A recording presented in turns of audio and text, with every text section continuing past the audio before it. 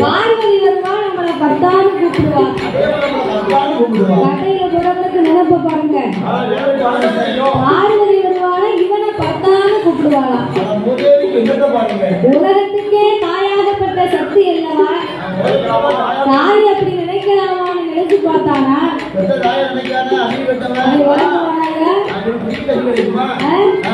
அவன் நினைப்புத்தானே அவன் குழப்பை நடக்க போகுது. நம்ம நினைவுகள் எண்ணங்கள் சரியாக இருந்தா நம்ம வாழ்க்கை சரியா இருக்கும். நம்மளுடைய சிந்தனையும் எண்ணங்களும் சரியில்லைன்னா நம்ம வாழ்க்கையில நம்ம முன்னேறவே முடியாது. நம்ம நல்ல எண்ணம் இருந்தா மட்டும்தான் நம்ம வாழ்க்கையிலும் நல்லா இருக்கும். இல்லைன்னா நம்ம என்னதான் பழனிக்கு போய் 18 காவல் எடுத்தா கடவுள் நம்மளை திருப்தியே விட மாட்டாரு. நல்ல எண்ணங்கள் இருந்தா நம்ம நல்லா இருக்கும். அப்ப இந்த அரசை இப்படி தவறான எண்ணங்களை எல்லாம் எண்ணிக்கொண்டு பகவானையே எரிக்கணும்னு கைலாசத்துக்கு வந்து கொண்டிருந்தார். சிவன் பார்த்தார், இந்த நாரதை எழுத்தியே ஊட்டி விட்டுட்டான், இந்த பாதி அரைக்க நம்ம எரிக்கணும்னுலாம் வாரா. அதனால இவன் அதிகால வரைக்கும் நம்ம கைலாசத்தை இருக்கக்கூடாது. எந்த அரசனுக்கு கொடுத்த வரத்துக்கு பயந்து போய் ஆண்டவன் கைலாசத்தை விட்டு ஓடி வருகின்றார். ஓடும்போது நம்ம ஒத்தையில போன அந்த அரைக்க நம்மளை ஓடியாந்து பிடிப்பான். கூட்டத்தோட கூட்டமா போனாத்தான் நம்ம யாருன்னு இவனுக்கு கண்டுபிடிக்க முடியாது. இந்த 39 கோடி தேவர்களையும் 48,000 கோடி விசுமாரிகளையும் அழைத்துக் கொண்டு கைலாசத்தை விட்டு ஆண்டவன் ஓடுகின்றார். இறைவனோடு யார் யாரெல்லாம் ஓடுகின்றார் தெரியுமா? வானவேலும் ஓடினார், மறையவேலும் ஓடினார்.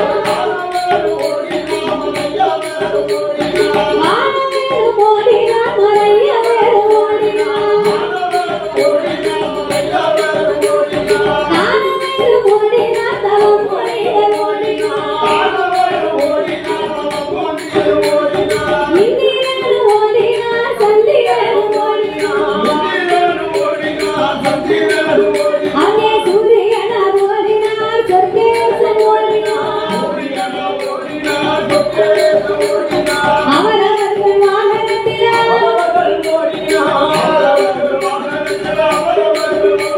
எழுநக்கிற வாகனத்தில் எமதரும்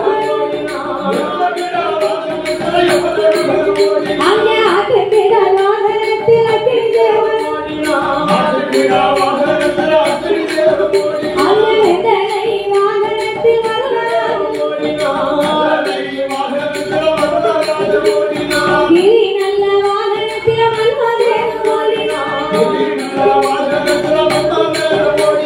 வெள்ளையான வீதி ஏறி தெய்வேந்திரன் அங்கே கணக்கை போட்டுவிட்டு சித்திரபுத்திரம் ஓடினார்.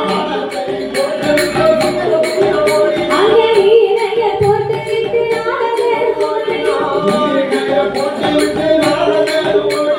அடைக்கும் நோய் வேண்டாம் என்று பிரம்மதேவன் ஓடினார். சாமி ஆண்டவனே பகவானே எப்ப அதை சொல்ல நேரமில்லை அண்ணாவா. ஈஸ்வரனை இறைவனை இது என்ன? எப்ப இதை சொல்ல நேரமில்லை அண்ணாவா.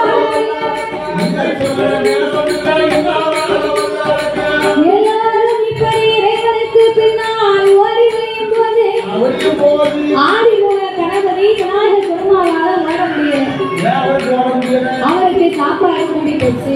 சாப்பாடு அளவோட சாப்பிடணும். ஆமா ஆமா, அளவோட இருந்தா ஓடலாம். ஆமா, சாப்பிட்டாலும் செய்யலாம். சாப்பிட்டாலும் அளவோட சாப்பிடணும். ஆமா, தூங்குறாலும் அளவோட தூங்கணும். சிரிச்சாலும் அளவோட சிரிக்கணும். ஆமா, அழுதாலும் அளவோட அழகணும். எல்லாமே அளவு வேணும். சொல்லுவான் சரி சோம்பேறி செய்யணுமா? நான் சோம்பேறி அதிகமா சாப்பிட்டா என்ன செய்வான்? சாப்பாடு சாப்பிடுவான். அதிகமா சிரிச்சா என்ன செய்வான்? ஐடியா இல்லம்மா. அழுவா என்ன சொல்லுவான்? வெறும் அழுவலிமா அழுவலிமா. அப்படி எது செய்யாம அளவோட செய்யணும். அதான் விநாயகர் பெருமாள் சாப்பிட தெரியாம சாப்பிட்டுட்டு விநாயகர் பெருமாள் ஓட முடியாம திட்டுமுட்டு அடிச்சு நிற்காரு. பேராமையில் முன்னேறி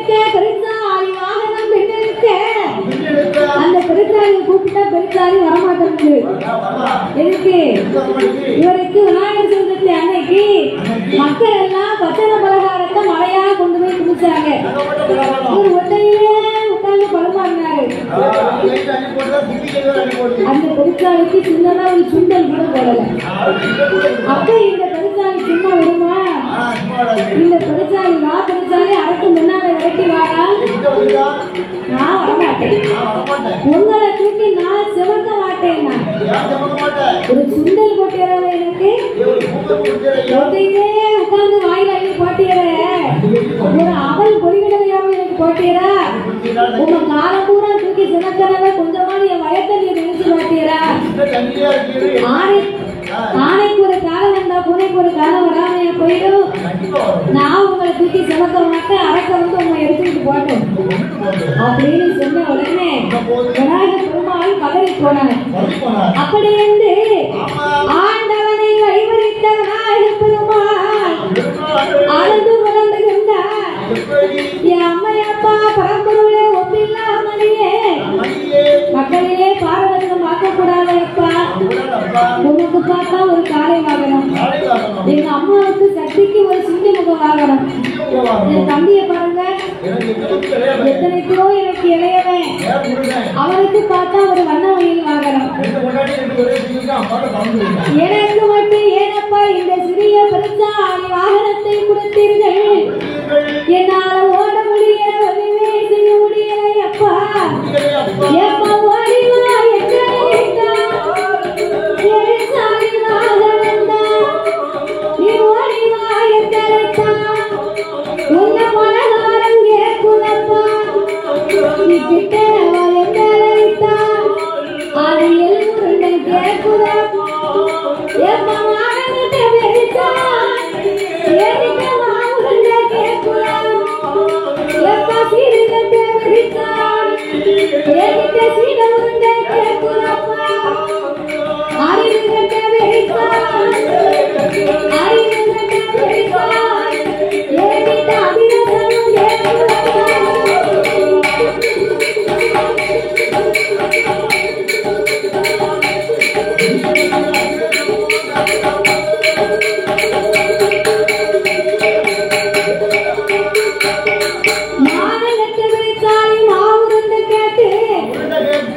இப்ப மாவுக்கு நிக்கப்பா எங்க போவேன்? அறிவுகட்ட பெருசாலி அல்லது கேட்க நான் இந்த நேரத்தில் எங்க போய் கொடுப்பேன்?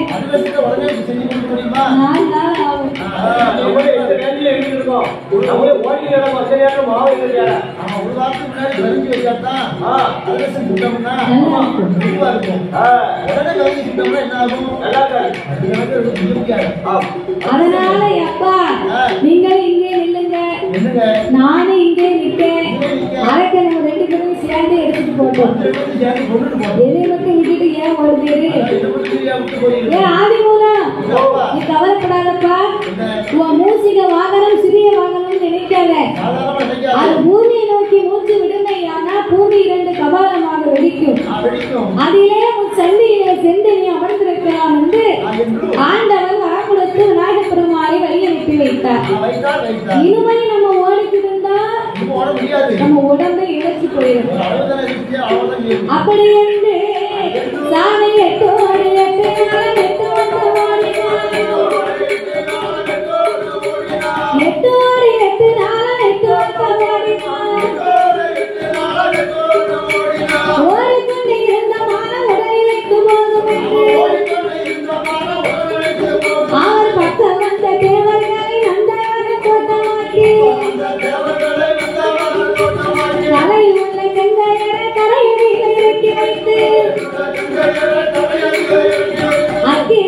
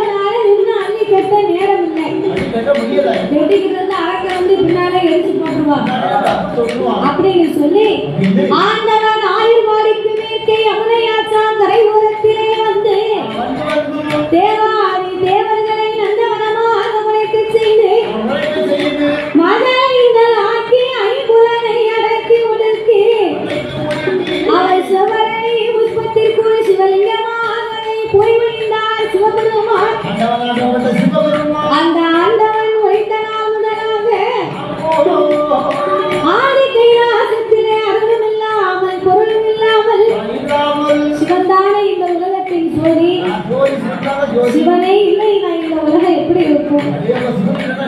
ஆதி கைலாசமே அருமையும் இல்லை, இறைவனோட கைலாசமே குணமாக இருக்கிறது.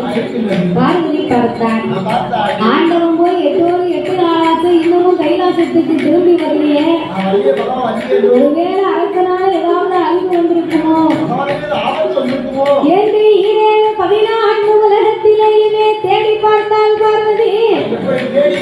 கைலாச மலைகள் எல்லாம் கடவுளை கண்டேடி, கைலாச மலைகள் எல்லாம் கடவுளை கண்டேடி, கடவுளை காணாமல் கலந்துகிறான் கண்ணனோட கண்கள், கடவுளோட மனைவி, கண்ணனோட கண்கள் அவன் கடவுளோட மனைவி.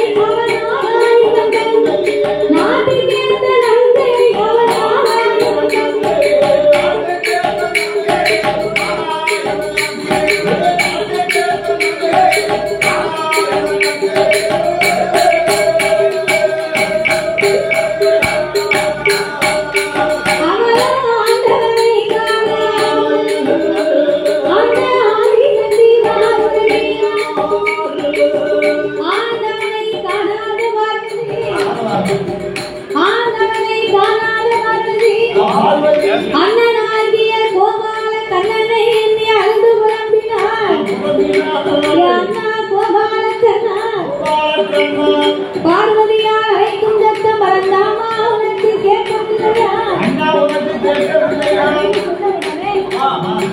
அச்சுதனாகி எம்பெருமான் கோபால கண்ணன் பச்சைக்கால் கருடன் ஏறி பாறை கைலாசத்திற்கு பறந்து வந்தார். அங்கே பார்வதி, ஏனம்மா என்னை அழைத்தாய், அண்ணனை அழைத்த காரணத்தை சொல்லு. அண்ணா கோபால கண்ணா, அச்சமில்லாத அரசனுக்கு ஆண்டவன் அதிக வரங்களை கொடுத்துவிட்டு 8 நாளாகிவிட்டது. எங்கு போனாரோ என்ன ஆனாரோ எனக்கே தெரியவில்லை அண்ணா. பார்வதி, ஒன்றும் கவலைப்படாத, அத்தானை சொந்து அழைத்து வருவது யோகம்.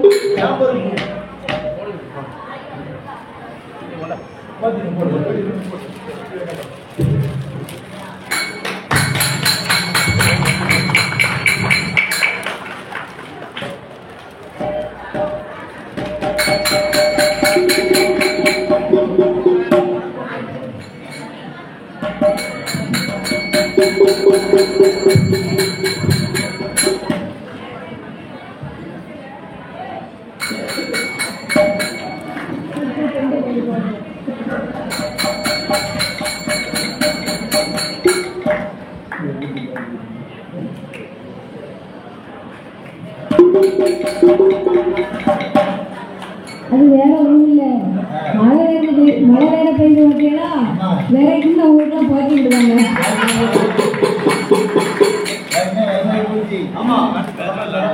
அதனாலதான் பயப்படல.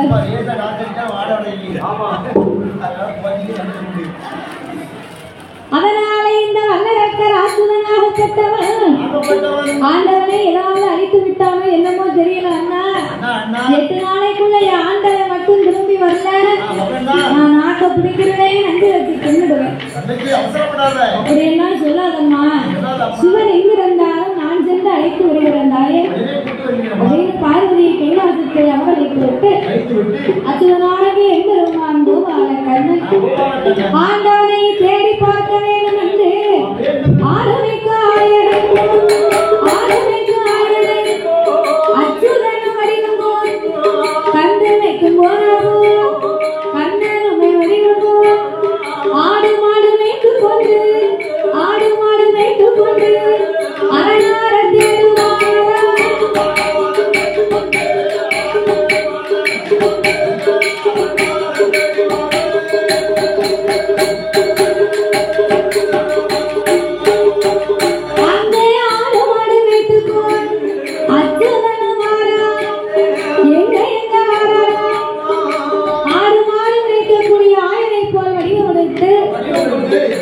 கண்ணபுரான் சீர்குழலை மடியிலே வைத்து ஆயர்பாடி பட்டணத்தில் இருந்தே வந்து கொண்டு வந்தார். ஆயர்பாடிக்கு மேற்கே யமுனையாற்றம் வரைபுறத்தில் சிவன் இருக்கும் நந்தவன தோட்டத்தை கண்டார். இதுவரைக்கும் பாலைவனமா இருந்தது, இன்னைக்கு சோலைவனமா இருக்கு அப்படின்னு ஆடு மாடுகளை நிறுத்தி கண்ணபுரான் களைப்பு தீர்வதற்காகவே கீதங்களை வாசிக்க ஆரம்பித்தார். அவர் வாசிக்க வாசிக்க ஆடு மாடு அத்தனையுமே தன்னை மறந்து சுழில் வராமலே அங்கும் இங்குமாகவே ஆடியது. அப்ப செவரனை கொப்புக்குள் இருக்கக்கூடிய சிவபெருமானாலே இருக்க முடியல. இசைக்கு மயங்கி நடன பிரிய நடராஜ பெருமாள் தன்னை மறந்து சுழில் வராமலே ஆடிக்கொண்டு வந்தார். சாமி தெத்தி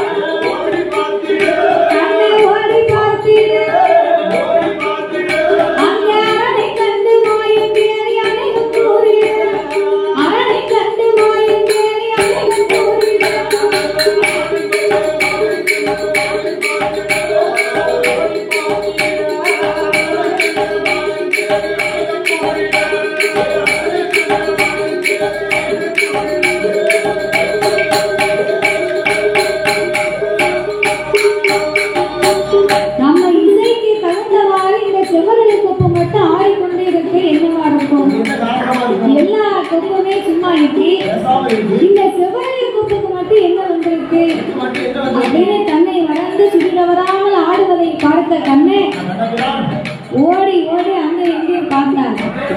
ஒருவேளை நம்ம அத்தை உள்ள விழுந்திருப்பாரோ அப்படின்னு சொல்லி அத்தாரோ அத்தா இந்த 5-6 சத்தம் போட்டார்.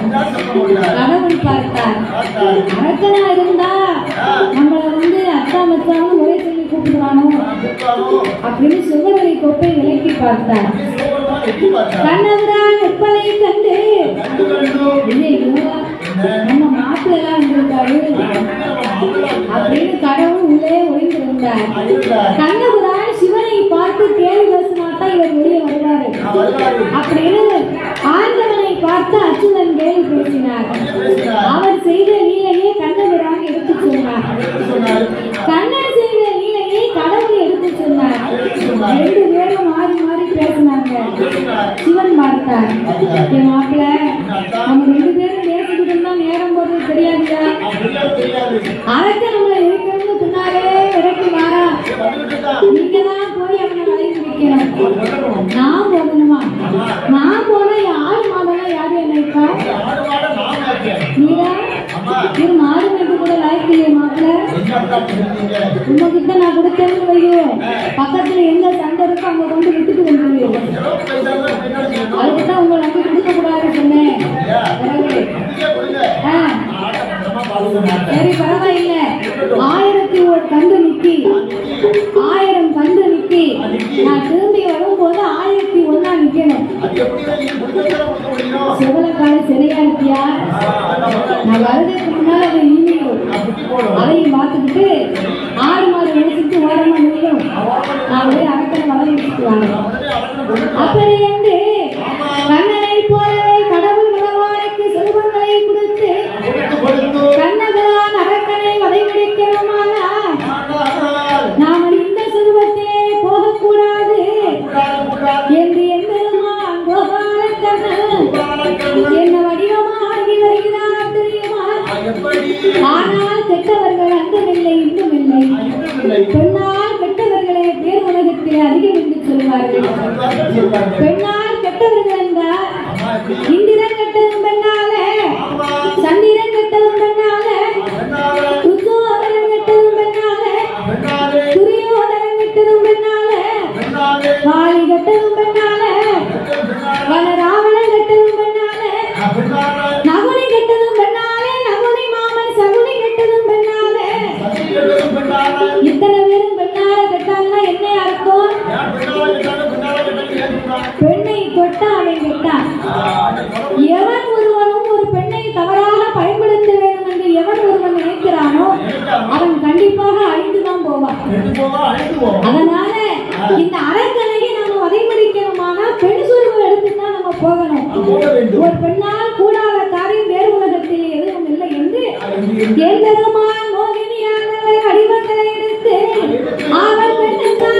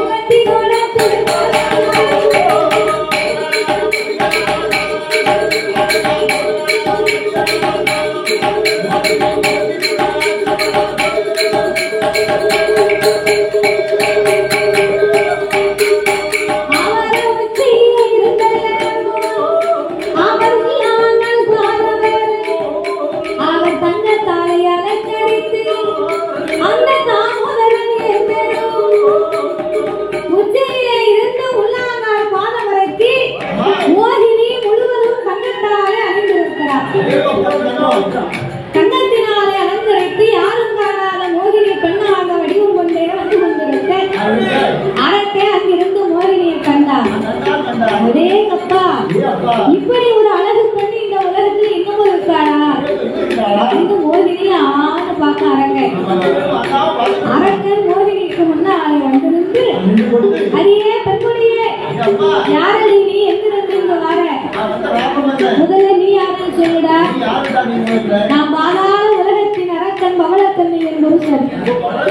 இறைவனை என்னை 12 வருடமாக தவமுறைந்த 5 விரலுக்கும் அக்கினி கரங்களை வாங்கி ஆண்டவனை இணைக்க வந்து எனக்கு பயந்து அவரே ஓடி போயிட்டார்.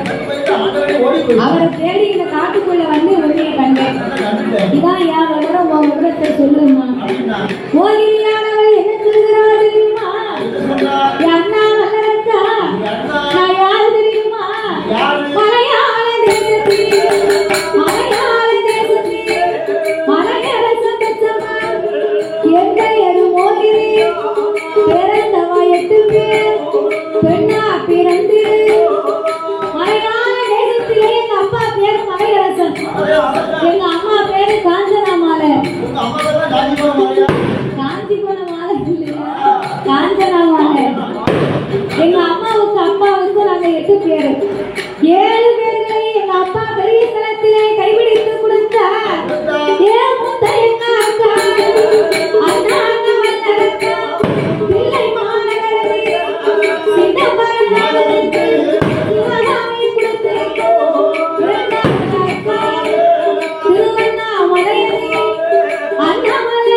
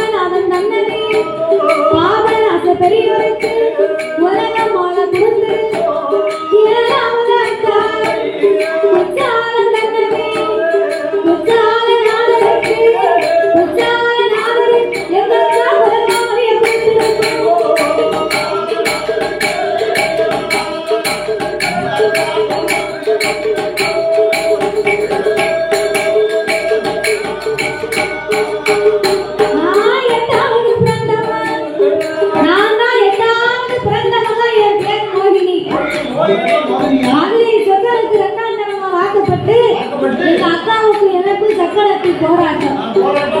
கணவனோடு சண்டையிட்டு நான் கிளப்ப வீடு வாரேன், புருஷனோடு சண்டையிட்டு நான் பிறந்த வீடு வாரேன். அண்ணா ஒத்தையிலே போனவளை உனக்கு உடம்பிறப்பா நினைக்கணும், தனியா நான் போனவளை உனக்கு தந்தையா நினைக்கணுமே அண்ணா.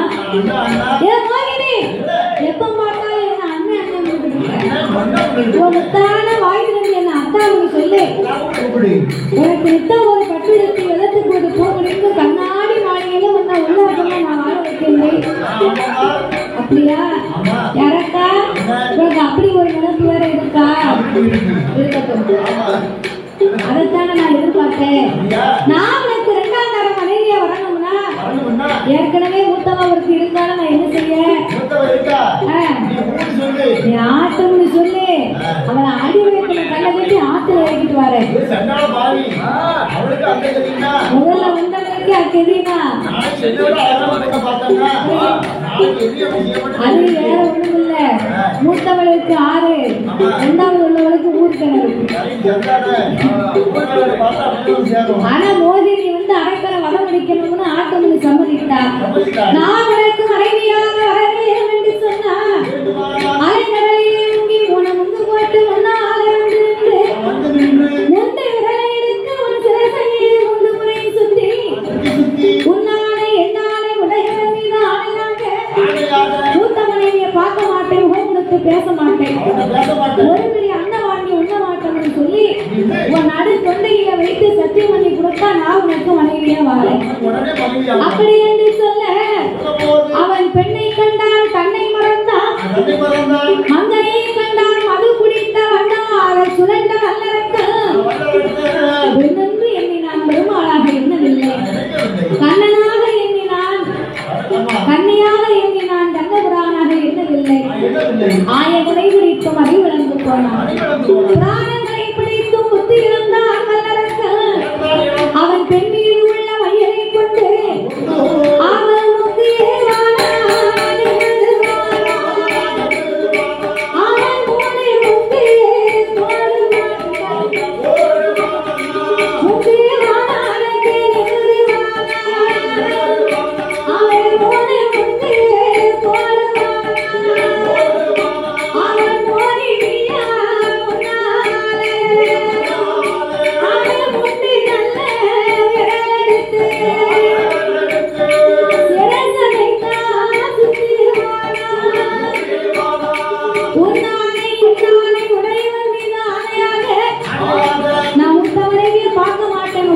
பேச மாட்டேன், அண்ணன் வாங்கி உண்ண மாட்டேன், உயிருள்ள வரைக்கும் உனக்கு துரோகமே நினைக்க மாட்டேன் மோகினி.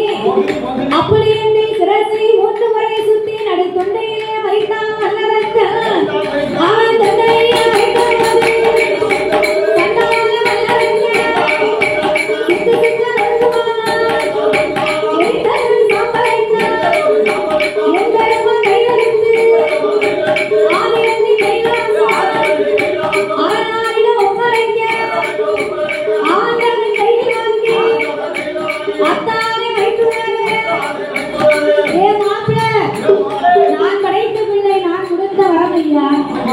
என்னால அழிக்க முடியவில்லையே, உங்களால எப்படி முடிந்தது? இறைவா, இந்த உலகத்திலே ஒரு மனிதன் ஆவதும் பெண்ணால், அவன் அழிவதும் பெண்ணால். பெண்ணால் கூடாத காரியம் வேறு உலகத்திலே எதுவும் இல்லை. நான் இருந்தேன் ஒரு மோகினி அவதாரம், மோகம் கொண்ட அரக்கனை எரித்து விட்டேன். நீங்க பெருசுருவம் எடுத்து அதை பார்க்க நல்லா இருக்குமே.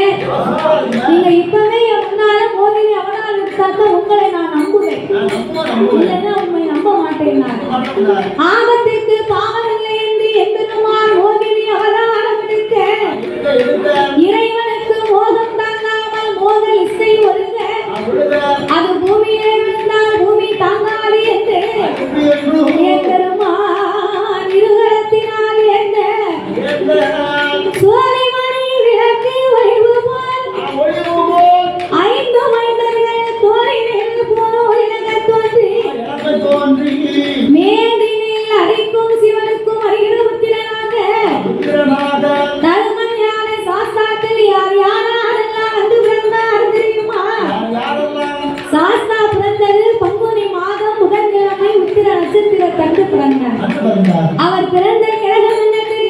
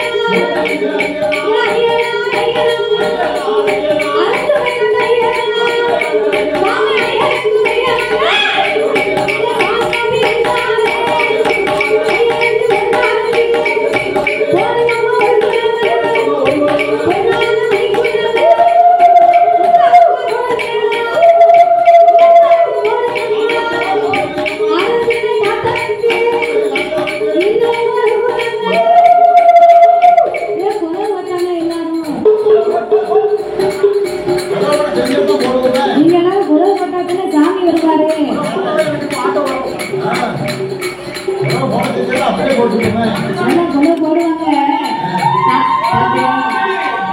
நம்மளாம் கேட்டாலும் போடணும் உட்காந்துருக்காங்க. தாய் போலையம்மா